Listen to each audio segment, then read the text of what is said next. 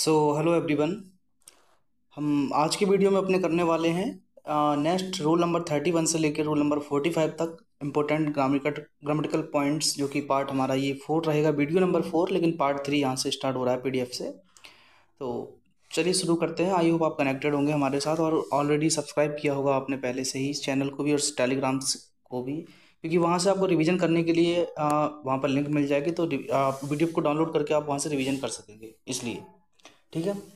और पीडीएफ बिल्कुल फ्री है, कोई कहीं कॉस्ट नहीं लगती है आपकी, तो आप उसको जाके डाउनलोड कर लेना। रूल नंबर 31 आपके सामने है कि नाउन प्लस डिस्क्राइबिंग एलिमेंट्स का प्रयोग सब्जेक्ट के रूप में हुआ हो तो फर्स्ट नाउन के अनुसार वर्ब का प्रयोग होता है। देखिए दोबारा समझेंगे कि नाउन प्लस डिस्क्राइबिंग कोई एलिमेंट आ जाए जो उसी नाउन को डिस्क्राइब करे, इसका प्रयोग अगर सब्जेक्ट के रूप में हुआ है तो हम फर्स्ट नाउन के अकॉर्डिंग वर्ब का प्रयोग करते हैं। कैसे? एग्जाम्पल के द्वारा समझ सकते हैं। The request of the customers, अब यहाँ कस्टमर्स हैं, देखो कस्टमर्स क्या है, ये हमारा डिस्क्राइबिंग एलिमेंट है ना, लेकिन जो रिक्वेस्ट है वो नाउन है, जो नाउन के रूप में काम कर रहा है। तो हमें यहाँ पर जो द रिक्वेस्ट को अकॉर्डिंग यहाँ पर हैज लगाना होगा, ना कि हैव, कस्टमर्स को देख के नहीं, क्योंकि हमें देखो फर्स्ट नाउन के अकॉर्डिंग वर्ब का यूज करना होता है। तो the request of the customers have been forwarded to the manager, तो यहाँ पर हैव बीन ना आकर क्या आएगा, हैज बीन, क्योंकि रिक्वेस्ट हमारा क्या है, सिंगुलर है। The students of this school, अब स्कूल देखिए सिंगुलर है, लेकिन हमारा जो फर्स्ट नाउन है वो है प्लूरल, तो द स्टूडेंट्स के अकॉर्डिंग यहाँ पर इज नहीं, क्या आएगा, आर। तो ये कई बार एग्जाम में आए हुए ऐसे रूल्स के ऊपर है, इसलिए हम विद एग्जाम्पल के आप समझते जाएंगे तो अच्छे से क्लियर हो जाता है। रूल नंबर 32 देखते हैं कि अमाउंट, टाइम, डिस्टेंस या वेट, कौन कौन से हैं ये? अमाउंट है, टाइम है, डिस्टेंस और वेट है, को दर्शाने वाले शब्दों का प्रयोग इस तरह हुआ हो कि उससे एक यूनिट का बोध हो। यूनिट मतलब एक ग्रुप दिखा रहा हो पूरा, तो इनके साथ हम सिंगुलर वर्ब का प्रयोग होता है, यह करते हैं। जैसे कि 10 करोड़ रुपीस, अब 10 करोड़ रुपीस एक पूरा अमाउंट है, यूनिट है, तो इसके साथ हम आर प्रयोग ना करके हम क्या लगाएंगे, इज। तो 10 crore rupees is a big sum for me. 5 kilometres एक डिस्टेंस है जो कि पूरा एक अमाउंट बता रहा है, इसलिए वहां पर भी आर न लगाकर हम इज का यूज करते हैं। तो 5 kilometre is not a long distance to travel on foot, ये हाँ, फुट के पहले हमेशा ऑन लगाते हैं, ये भी आप प्रोपोजिशन को याद रखिए। इसमें देखिए नोट है कि प्लूरल वर्ब का प्रयोग भी होता है कब, जब फ्रेगमेंटेड अमाउंट या टाइम की बात की जाए, मतलब अलग अलग, फ्रेगमेंटेड मीन्स अलग अलग अमाउंट या फिर टाइम की बात की जाए। जैसे कि 20 crore rupees have been spent on this project, अब देखो ये जो लगा है ना दिस प्रोजेक्ट, तो यहाँ कई सारे प्रोजेक्ट्स की बात की जा रही है, इसलिए यहाँ पर हैव का प्रयोग करेंगे। ऐसा कोई इसमें नहीं आया था, देखो फॉर मी ऐसा कुछ पढ़ नहीं थे ऐसे। मोर देन 10 लाख रुपीस, अब लग रहा है कि देखो पूरा ये यूनिट है, 10 lakh rupees distributed among the people, किन के बीच में, लोगों के बीच में बांटा गया। अब लोग क्या होंगे, बहुत सारे यहाँ पर, तो more than 10 lakh rupees were distributed among the people, right होगा। The first 2 years, the first 2 years were quite difficult, देखो फर्स्ट के अकॉर्डिंग तो चलो ठीक है, आप बात समझ सकते हैं, लेकिन देखिए किसके लिए, हमारे लिए, अस, है ना। तो first 2 years were quite difficult for us, तो यहाँ पर वर का प्रयोग बिल्कुल राइट होगा। रूल नंबर 33 आपके सामने है, और आई होप कि आपने इससे पहले जो रूल नंबर 1 से लेकर आप अभी तक 30 तक कंप्लीट कर चुके होंगे, उसके बाद ही 31 देखने आए होंगे, क्योंकि जब तक लास्ट वीडियो नहीं देखेंगे, लास्ट का नहीं पढ़ेंगे, रिवीजन नहीं करेंगे आप, तो समझ में नहीं आता है यहाँ भी। Rule number 33, that is very important rule. Kind of, type of, sort of, variety of, post of, ये सभी वर्ड आपके ऊपर बहुत ज़्यादा आए हैं importance. Kind of, type of, sort of, variety of और पोस्ट ऑफ के बाद आने वाले नाउन से पहले आर्टिकल का प्रयोग नहीं होता है ना। जैसे कि समझिए एग्जाम्पल के द्वारा, I need only this kind of a man या द मैन, कभी मत भूल के, गलती से भी मत लगाइए। तो ये वर्ड को याद रखना है, kind of, type of, sort of, variety of, post of, इसको 2-3 बार रिवाइज करो अच्छे से।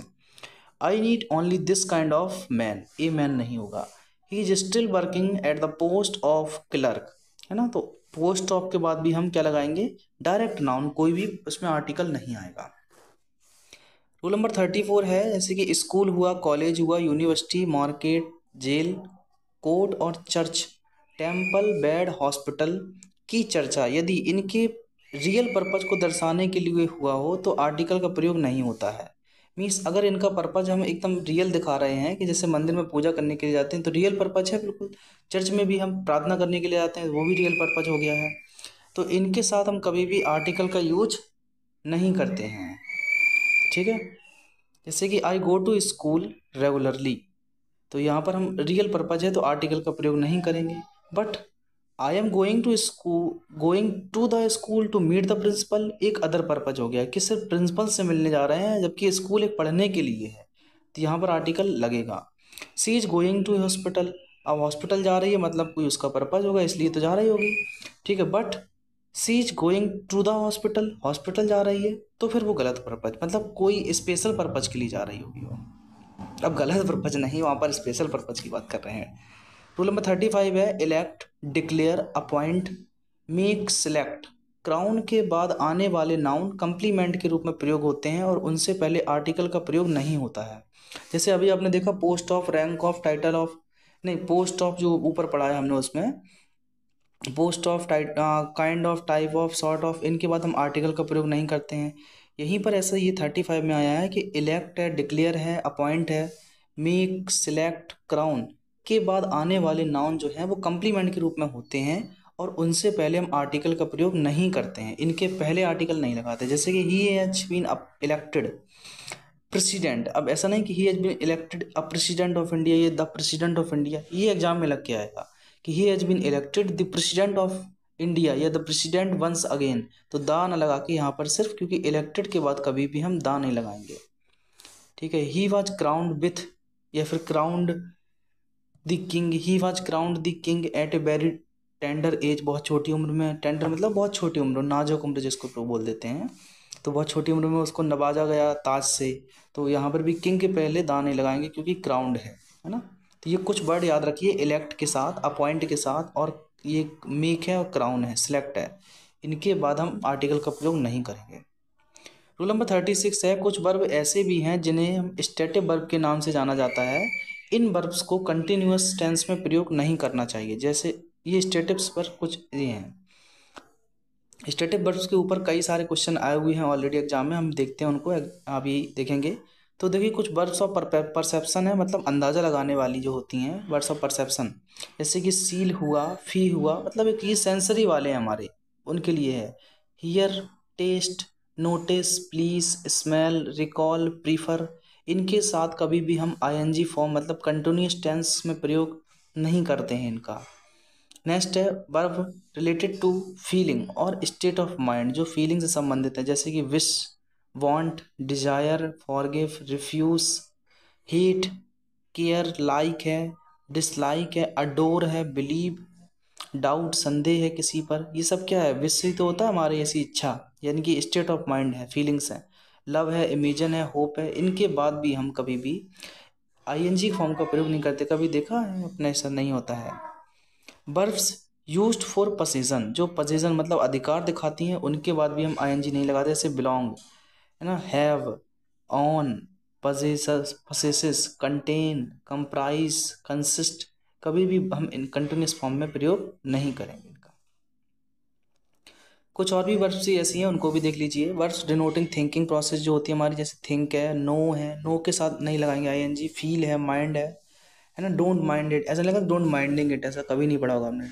रिमेंबर दैट, रिमेंबरिंग दैट नहीं, रिमेंबर दैट। सपोज होगा, रियलाइज होगा, forget, collect, understood, understand and consider, considering नहीं सुना होगा आपने, कंसीडर है ना, किसी चीज़ का सोच विचार करना। कुछ ऐसी वर्ब्स हैं अदर्स जो थे कि कीप हुआ, look, appear, seem, resemble, resembling कभी नहीं लगाते हैं। रिक्वायर, नीडिंग सुना है, needing, I need this, I needing this नहीं। मैटर, सफाइस और स्टैंड, इनके बाद भी हम आईएनजी नहीं लगाएंगे।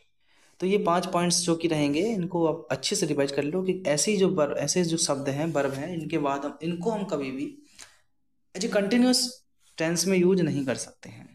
एग्जाम्पल है कि all language is belonging to me, तो ऑल लैंग्वेज इज बिलोंग नहीं लगाएंगे, belongs to me.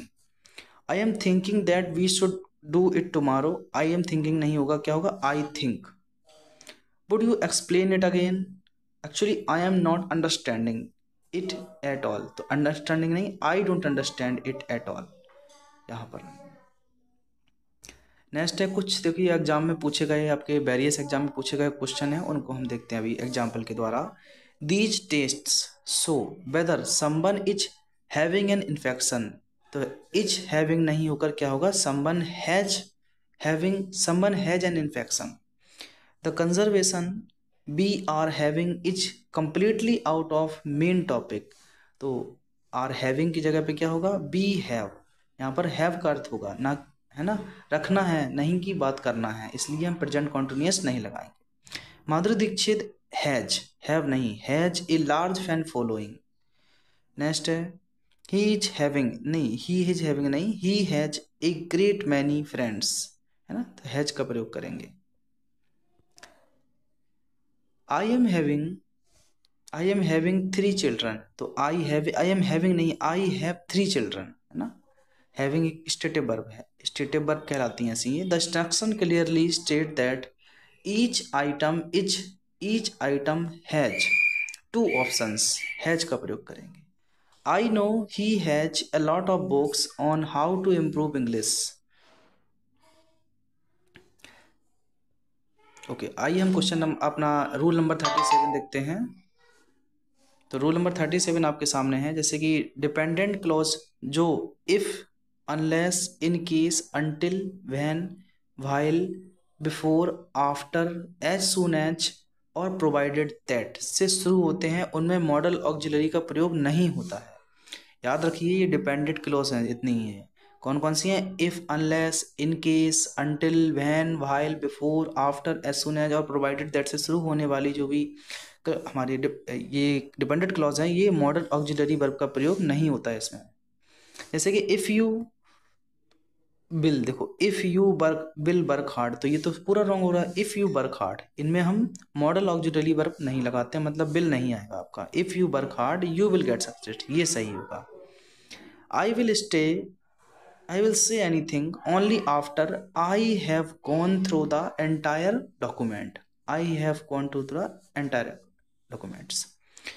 Rule number 38 very very very important, कई बार एग्जाम में आया हुआ रूल है ये, जो कि 38 इज कि सपोजिंग इफ, लिखा है सपोजिंग तथा इफ, इन केस तथा इफ दोनों का प्रयोग एक साथ नहीं किया जाता है, दोनों का प्रयोग एक साथ नहीं किया जाता है। सपोजिंग इफ और इन केस इफ एक साथ प्रयोग नहीं करेंगे तो वो गलत हो जाएगा। अगर आ गया सपोजिंग इफ, आई थिंक, इस पर भी बहुत सारे क्वेश्चन आए हुए हैं सपोजिंग इफ पर। तो रूल नंबर 39 है आपके सामने दोस्तों कि डाउट या डाउटफुल का प्रयोग अफर्मेटिव क्लॉज में हुआ हो तो इसके बाद हम एफ या वेदर का प्रयोग होगा। यदि इसका नेगेटिव क्लॉज में हुआ हो प्रयोग तो इसके बाद हम दैट का प्रयोग करते हैं। ये कहेंगे कैसे है, तो एग्जाम्पल के माध्यम से आइए समझाते हैं आपको। देखिए एग्जाम्पल नंबर 1 है कि आई डाउट दैट, अब यहाँ अफर्मेटिव सेंटेंस में है, she will wear this gown to wedding ceremony, तो आई डाउट दैट नहीं होगा। अगर ये नेगेटिव है दैट का प्रयोग करेंगे। अफर्मेटिव है तो if, I doubt if she will wear this gown wedding ceremony. She is not doubtful, अब ये देखो डाउटफुल नहीं है मतलब अफर्मेटिव है। She is not doubtful that he will help her with money. Rule number 40 देखिए, द रीजन या the reason why के साथ के बाद बिकॉज या बिकॉज ऑफ, ड्यू टू तथा ओइंग टू का प्रयोग नहीं होता है। तो द रीजन वाई के साथ हम बिकॉज या बिकॉज ऑफ, ड्यू टू का प्रयोग नहीं करेंगे। द रीजन या फिर द रीजन वाई के साथ, ऐसी स्थिति में हम दैट का प्रयोग करते हैं ऐसे सेंटेंस में। तो याद रखिए द रीजन वाई के साथ हम दैट का प्रयोग करेंगे, बिकॉज का नहीं। द रीजन वाई के साथ हम दैट का प्रयोग करेंगे, सही है। द रीजन वाई के साथ हम बिकॉज नहीं, किसका प्रयोग करने वाले होंगे, दैट के साथ। ये मेन पॉइंट्स है समझने के लिए इसमें। इसके द्वारा आइए एग्जाम में तो कुछ क्वेश्चन है उनको देख लेते हैं। The reason he is sad because आ गया, देखो द रीजन के बाद क्या आना है, दैट, बिकॉज नहीं, the reason that. The reason for my prolonged absence from class was because, देखो फिर से आ गया तो रॉन्ग, क्या आएगा, द रीजन के बाद दैट का प्रयोग करेंगे। Next the reason why he was rejected, was that, because फिर आ गया है तो that, he was too young. The reason for his failure, उसके फेलियर का जो रीजन है इज दैट, है ना, इज दैट, क्या होगा, is that he did not work hard, उसने वर्क हार्ड नहीं किया है। रूल नंबर ये 5 number example, the reason why he was rejected because ना के that he was too young, the reason we have not able to pay income, हम income pay करने के लिए एबल नहीं थे, this is due to fact that we did not received pay on time. अब ये है ड्यू टू भी लगा रहे हैं और दैट भी लगा रहे हैं, तो ये रॉन्ग हो जाएगा, तो इसलिए ड्यू टू यहाँ से हटा देना है, ड्यू टू फैक्ट हटा दीजिए यहाँ से।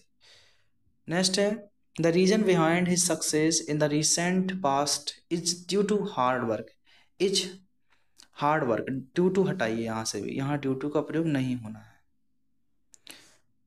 रूल नंबर 41, आप इनको एक दोस्तों रिवीजन करते रहेंगे तो डेफिनेटली ये आपको फायदा करते हैं, और मैं तो ये कहूँगा आप पीडीएफ डाउनलोड कीजिए, प्रिंट आउट निकलवाइए, आराम से यहाँ से एक बार पढ़ लो, फिर दोबारा वीडियो कभी मत देखो मेरा, अब देखो ही मत इसको सीधा बस सीधा पीडीएफ से रिवाइज करो, डायरेक्ट बहुत ज़्यादा अच्छा रहेगा। मेरे पास पीडीएफ पढ़ी हुई थी इसलिए सोचा कि चलो इसका वीडियो बना दिया जाए, ज़्यादा अच्छा रहेगा। 41 नंबर रूल देखते हैं, regard, respect, treat, describe, define, view, depict, portray, know आदि शब्दों के साथ हम एज का प्रयोग करते हैं। तो याद रखिए, रिगार्ड के साथ as, respect as, treat as, describe as, define as, ऐसे पढ़िए, view as, depict as, portray as and know as, तभी चीज़ें क्लियर होती हैं। ठीक है, science has been defined as the study of nature, तो डिफाइंड के साथ एज, ऐसे रिगार्ड जब आ जाए तो हमेशा एज लगाओ उसमें, लेकिन काइंड ऑफ के बाद आर्टिकल नहीं, सॉर्ट ऑफ के बाद आर्टिकल नहीं, पोस्ट ऑफ के बाद आर्टिकल नहीं आना है। दी एडवर्टाइजमेंट्स डेपिक्ट, अब डिपिक्ट आ गया तो एज नहीं आएगा, है ना, एज का प्रयोग होगा, depict as. I regard him as my brother, I regard him my brother, तो as my brother. Rule number 42 है, name, elect, crown, think, consider, call, appoint, make, choose आदि शब्दों के साथ हम एज का प्रयोग नहीं भी करते हैं, ये भी ध्यान रखो। देखो, अगर इनके साथ एज का प्रयोग हो रहा है तो इसके साथ एज का प्रयोग होना भी नहीं है, तो इससे ज़्यादा याद रखना इसकी ज़रूरी है, क्योंकि एक्सेप्शन बहुत सारे इंग्लिश में। तो नेम एज गलत, elect as no, crown as नहीं, थिंक एज नहीं, consider as, call as, appoint as, make as, choose as, ऐसा कहीं भी मिल जाए सीधा क्रॉस करते जाओ। जैसे रंजीत वाज इलेक्टेड एज, तो इलेक्टेड के साथ आ गया एज, गलत हो गया यहाँ पर। और देखिए अगला, लीला सैमसन इज कंसीडर्ड एज, हटा दीजिए, ये भी रॉन्ग हो गया है। ठीक है, तो इन शब्दों के साथ हम एज का प्रयोग नहीं करेंगे। रूल नंबर 43 है कि डिनाई मना करना, प्रिवेंट भी मना करना, प्रोहिबिट, बोथ, फॉरबिड, अनलेस और अनटिल, लीस्ट आदि शब्दों के साथ हम नेगेटिव एडवर्बियल पार्टिकल का प्रयोग नहीं करते हैं। जैसे कि ही डिनाइड, पहले ही उसने मना कर दिया, डिनाइड मीन्स होता है मना करना या खंडन करना। He had not forgotten my signature, तो जब पहले ही किसी चीज़ का खंडन कर दिया है तो उसको हम दोबारा रिपीट नहीं करते हैं, तो नॉट यहाँ पर नहीं आएगा। Same to same, Sangeeta forbid me to go there, है ना, संगीता फॉरबिड मी, मुझे फॉरबिड करना भूल गई वो जाने के लिए। जस्ट नहीं, jot it down lest you should fat, lest के बाद कभी भी नॉट नहीं आता और लेस्ट के साथ हमेशा शुड आता है, ये ध्यान रखना है। चलिए आगे बढ़ते हैं रूल नंबर 44 के साथ, कि लिटिल और फ्यू में क्या डिफरेंस है देखेंगे। कि लिटिल का जो अर्थ होता है वो होता है थोड़ा या कुछ, जबकि फ्यू का भी अर्थ होता है कुछ, लेकिन दोनों के अर्थ तो देखो समान है, परंतु फर्क इसमें क्या है कि लिटिल का प्रयोग जो है हम क्वांटिटी दिखाने के लिए करते हैं, किसी चीज़ की मात्रा, लेकिन फ्यू का प्रयोग हम किसी चीज़ की नंबर को शो करने के लिए करते हैं। तो लिटिल के बाद हम अनकाउंटेबल नाउन का प्रयोग करते हैं, और फ्यू के बाद हम काउंटेबल नाउन यानी कि प्लूरल काउंटेबल नाउन का प्रयोग करते हैं। तो little plus noun uncountable noun verb singular लगेगी, लेकिन few plus plural countable noun और वर्ब प्लूरल आएगी, सिर्फ यही इसमें समझना है। जैसे may I have a few sugar, तो मे आई शुगर क्या है, काउंटेबल गिन नहीं सकते हैं, तो फ्यू ना आके लिटिल आएगा, लिटिल शुगर। ऐसे ही फ्यू मिल्क नहीं आएगा, लिटिल मिल्क। देखिए rule number 45 and this is the last rule of this video. तो रूल नंबर 45 है कि appear, look, seem, feel, be, become, smell, taste, round, sound, find, get, grow, turn, keep, prove, make, etc आदि adjective का प्रयोग इनके बाद adjective का प्रयोग होता है। जैसे कि द सरफेस फील्स स्मूथ आएगा, क्या आएगा, द सरफेस फील्स स्मूथ। तो इन जितने भी एडजेक्टिव्स हैं इनके साथ हम ये जितने भी इनके इन वर्ब के साथ हम एडजेक्टिव का प्रयोग करेंगे। The surface feels smooth, smoothly नहीं आएगा। You can not prove me wrong, wrongly नहीं, रॉन्गली तो एक एडवर्ब हो गया है, ठीक है। व्हाट मेक्स यू हैप्पी, तुम्हें क्या खुशी करता है। तो यहाँ तक दोस्तों हमने 31 से लेके 45 तक इसमें हमने अपने कवर कर लिए हैं रूल्स। टोटल एग्जाम, क्योंकि देखो सीजीएल की डेट एग्जाम पास आ गई है, अब तो क्या है 9 सितंबर से एग्जाम स्टार्ट है। उससे पहले पहले प्रयास करेंगे कि 99 रूल हमारे एंड हो जाएंगे, ठीक है। अभी मतलब ये तो 4 ही 5 दिन में हमारे हिसाब से ख़त्म हो जाना चाहिए, क्योंकि अभी देखो 45 तक कंप्लीट कर लिया है, नेक्स्ट कुछ और बचा हुआ है ना। तो ये समझ लो कि आप 59 और ये 54 और बचे हुए हैं। तो 54 और बचे हैं, 99 तक कंप्लीट हो जाएंगे जैसे ही। तो मतलब अगर एक दिन में हम 10 भी रूल करेंगे तो 10 10 20 5 6 दिन में हो जाना चाहिए। मतलब ये समझ लो मैक्सिमम 1 वीक लगेगा, अगर रक्षाबंधन के तक हम उसके पहले पहले कर लेंगे, मैक्सिमम 1 वीक तक। तो आप टेलीग्राम से ज़रूर कनेक्ट हो जाना, वहाँ पर पीडीएफ आपको मिल जाएगी दोस्तों टेलीग्राम पर, ठीक है। आज के लिए इतना ही, मिलेंगे आपसे किसी नए वीडियो में, अपना ख्याल रखिए, जय हिंद।